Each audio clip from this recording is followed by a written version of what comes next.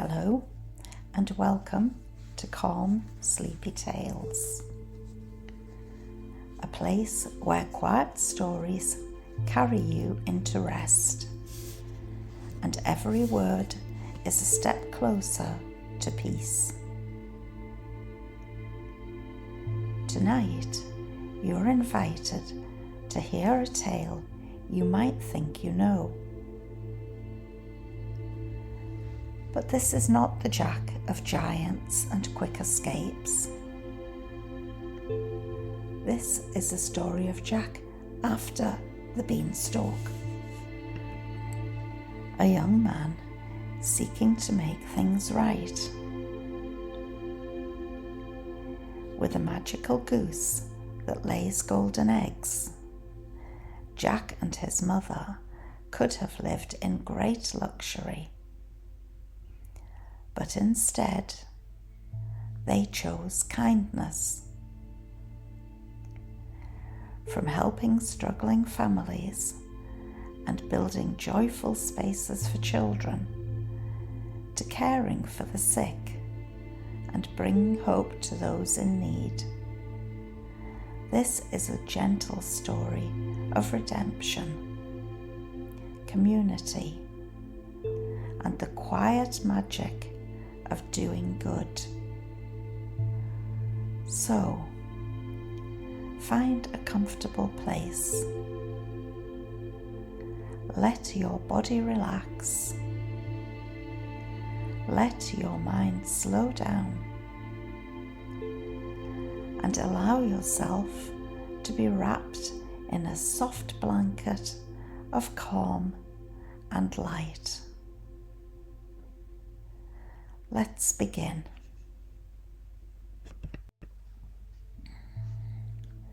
Jack and the Golden Path. A tale of redemption and kindness.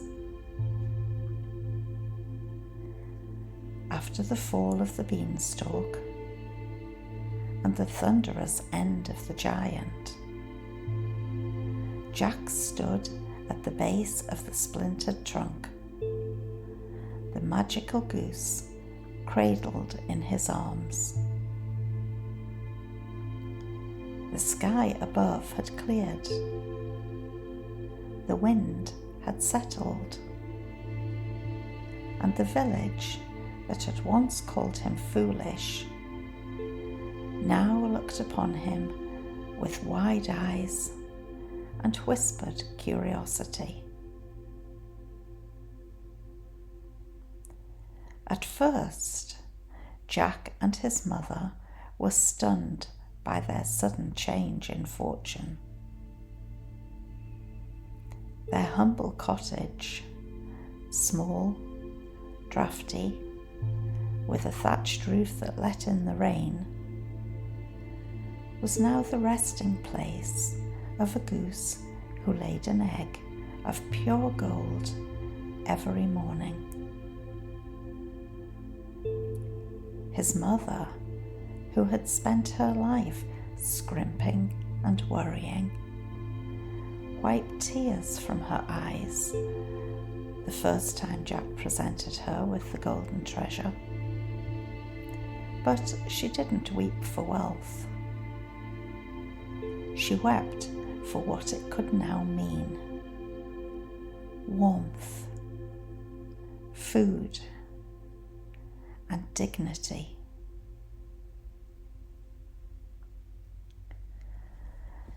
They could have lived like royalty, hidden behind high walls with servants and riches.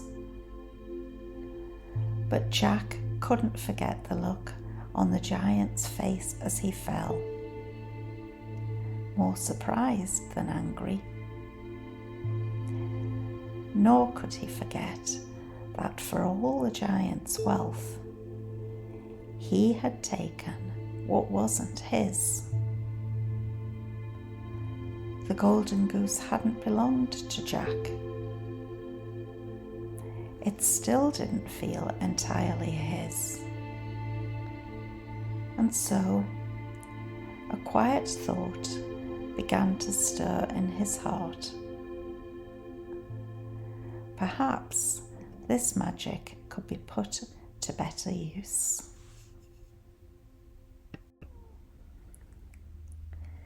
Jack and his mother moved to a pretty but modest cottage on the edge of the village. It had a sturdy stone hearth, glass in the windows, and a small plot of land where they could grow herbs and vegetables. The golden goose had a cosy shed of its own, where it was pampered daily, though it never minded the cold or lack of finery. Every morning, as sure as the sun rise, it laid a single golden egg, which Jack carefully wrapped in cloth and delivered to the town jeweller, who smelted it down and returned with coins in exchange. Jack and his mother took only what they needed to live simply. The rest they put into envelopes, baskets, and wooden chests, which Jack delivered quietly throughout the village. The first golden gift became a playground. For as long as Jack could remember, the children of the village had played in muddy lanes, climbed tree trunks, and piling stones. While the children were happy in their play, they dreamed of playgrounds with toys they could enjoy. Jack quietly purchased a plot of land in the village and hired a carpenter and a blacksmith to build wooden swings and a sturdy seesaw, a merry-go-round, and even a small fountain shaped like a frog. He planted flowers and shrubs and paid an elderly woman with arthritic hands to sit and watch the children, giving her back a sense of purpose and joy. The laughter of children soon rang out each day, and mothers watched with grateful hearts. Jack never told them he had built it. He simply sat on a bench, smiling.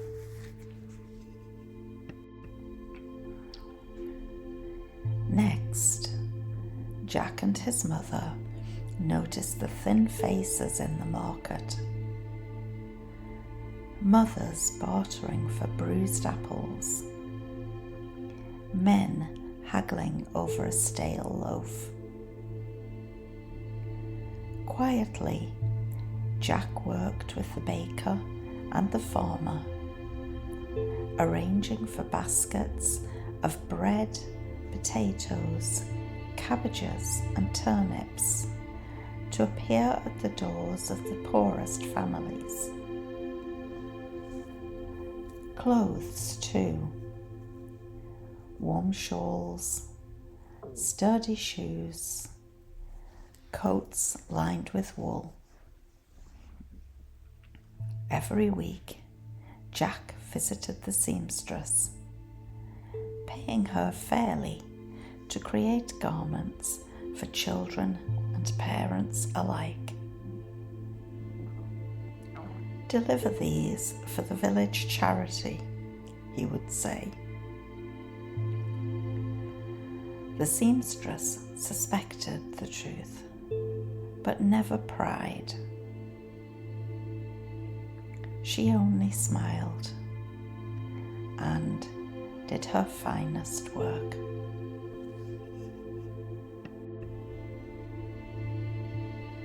When winter came, Jack heard an old woman cough at the market.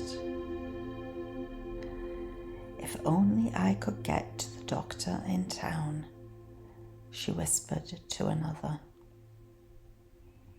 It was 7 miles to the city, and not everyone had a cart or horse.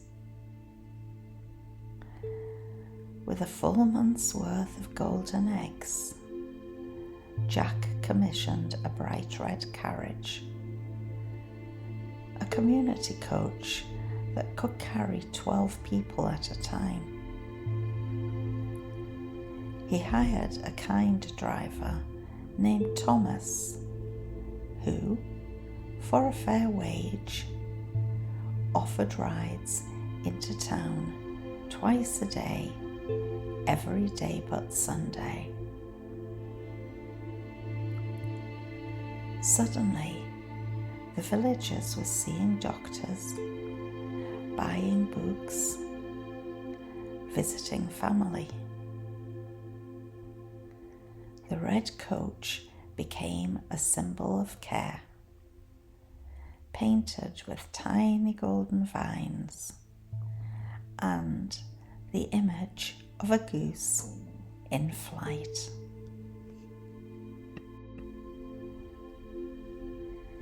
Then came the day Jack visited the pharmacy and found a weeping mother there, holding her feverish son. "I can't afford the medicine," she said. Jack paid for her medicine and added more gold to the counter.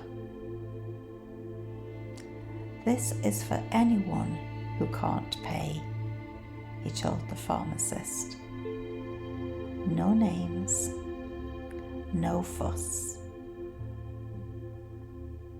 A quiet agreement was struck, and soon a discreet wooden box appeared on the pharmacist's shelf, labelled "The Healing Fund." No one knew who filled it, only that it never emptied.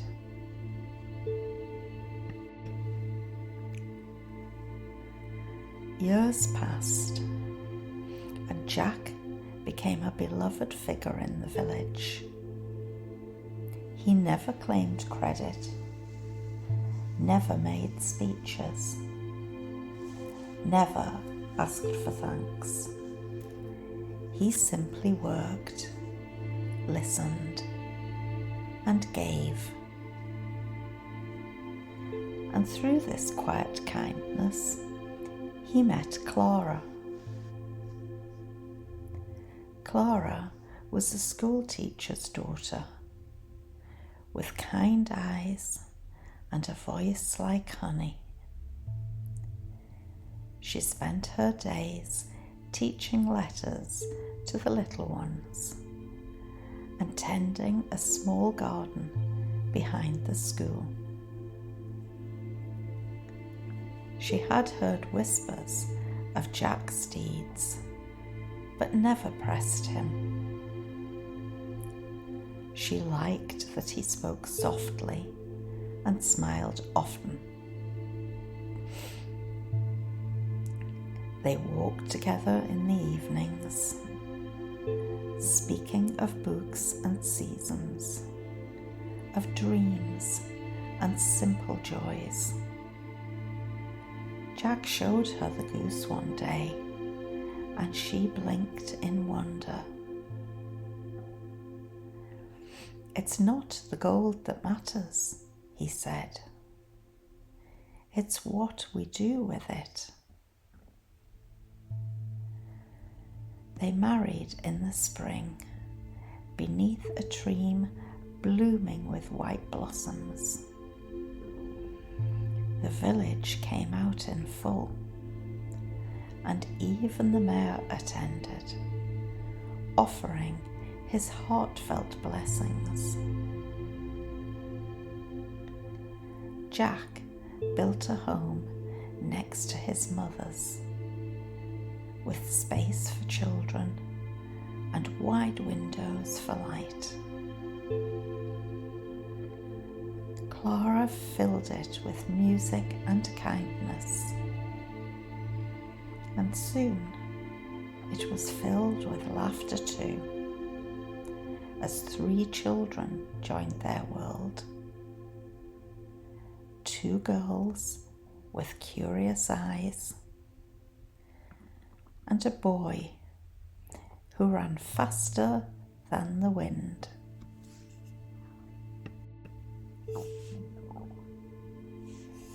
Jack taught his children to care, to notice, to give. He brought them to the stream where he once played, now clean and filled with fish. He showed them the playground, still full of laughter. He told them of hunger, illness, and loneliness, and how these things could be eased with love and effort. The goose, faithful as ever, laid 1 golden egg each morning. Jack's hands grew calloused from his work, but his heart never hardened. When his mother grew old and her joints stiffened, she moved in with them, sitting in the sunny kitchen, reading stories and humming lullabies to the children. Jack would often sit beside her in the evenings, after the house had gone quiet, and they'd speak of the old days, of cows and beans and beanstalks. She'd laugh and shake her head. "You were foolish then," she'd say, "but you have more than made up for it." "I just hope the giant had someone to miss him," Jack would reply softly, still troubled by that memory. "You can't change the past, my dear," she'd say, "but look what you've built from it."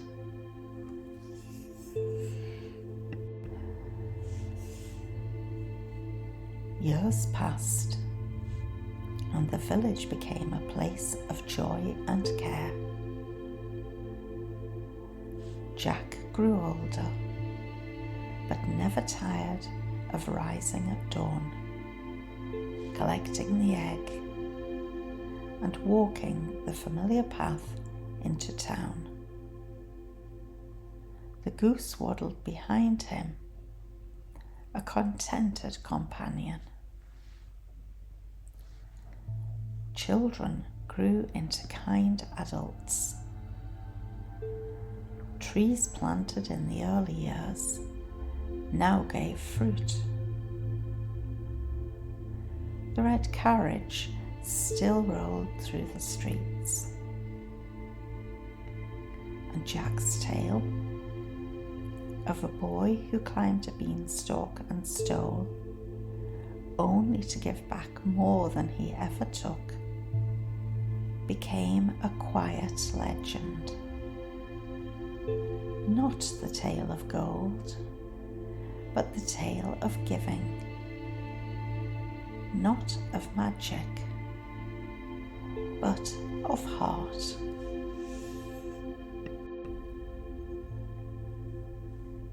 One day, Jack sat in his garden, the sun warm on his skin, his grandchildren at his feet, and the goose napping in the shade.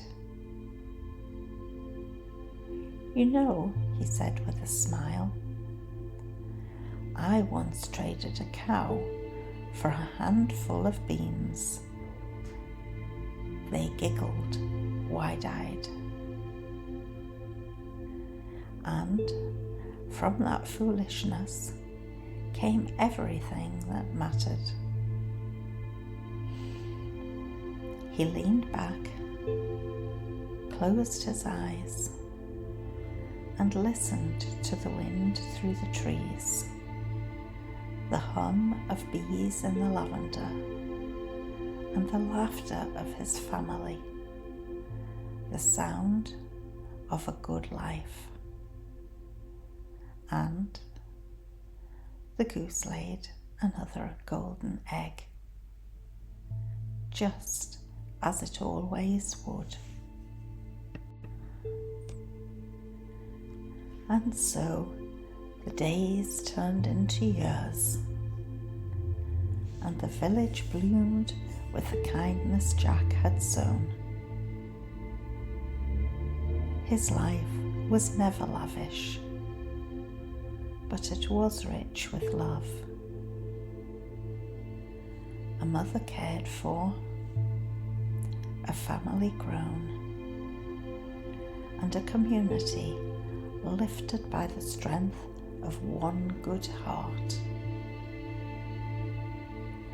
The goose laid a golden egg each day, but it was Jack's compassion that turned them into something far more valuable. You see, sometimes redemption doesn't come with thunder or applause. It comes quietly, in the gentle choosing of good, again and again. Thank you for joining us for this peaceful journey. May you carry Jack's story with you, a reminder that even from unlikely beginnings, a golden path of kindness can grow. Until next time, stay calm, stay kind, and sleep well. Good night.